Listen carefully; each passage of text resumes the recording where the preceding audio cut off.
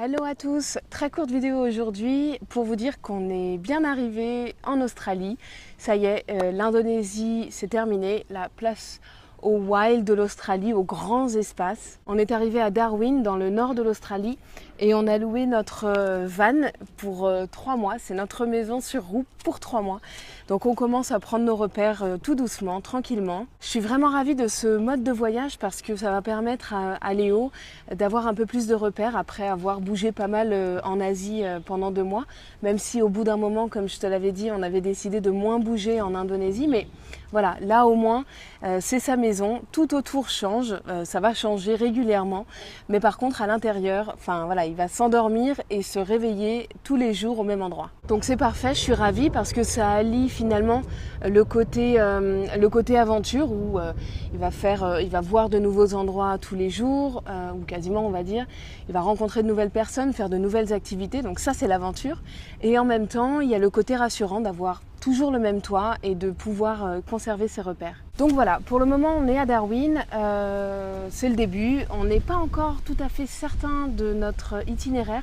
En fait on en avait un au début en tête, on pensait aller de Darwin à Perth en passant par la côte ouest, donc ouest on va dire, et en fait, on a parlé avec des Australiens hier, et ils ont un peu remis tout en cause dans notre esprit. Donc ils nous ont conseillé de passer plutôt par le centre du pays, Alice Springs, rejoindre Adélaïde et puis ensuite rejoindre Perth pour la fin de notre voyage au bout des 3 mois. Du coup, bon, on n'est toujours pas décidé, ils ont tout remis en question. Donc si jamais tu connais un petit peu l'Australie et que tu as un avis sur la question, je serais ravie d'avoir tes conseils, d'avoir ton avis là-dessus. Ça nous aidera un petit peu. En attendant, on découvre un petit peu Darwin. Hier, on était dans une piscine à vagues qui s'appelle le Wave Lagoon, qui est sur le front de mer en fait de Darwin et qui est juste génial. Léo a adoré, il s'est éclaté comme un petit fou avec les bouées, les planches et puis dans les vagues. Il est comme dans un poisson dans l'eau, c'est toujours un vrai bonheur à voir. Donc on a passé un super moment. Darwin, il y a des petits marchés à droite à gauche dans la ville en journée et aussi le soir. Le jeudi soir et le dimanche soir, il y a ce qu'on appelle le Mindel Market au bord de la mer, sur la plage, qui est une plage qui est absolument magnifique. Malheureusement, on ne peut pas s'y baigner parce qu'il y a des risques de crocodiles, je crois. Mais le coucher de soleil vaut le détour, quoi. Je crois que là, on n'est pas loin de l'aéroport de Darwin, donc on entend pas mal les avions.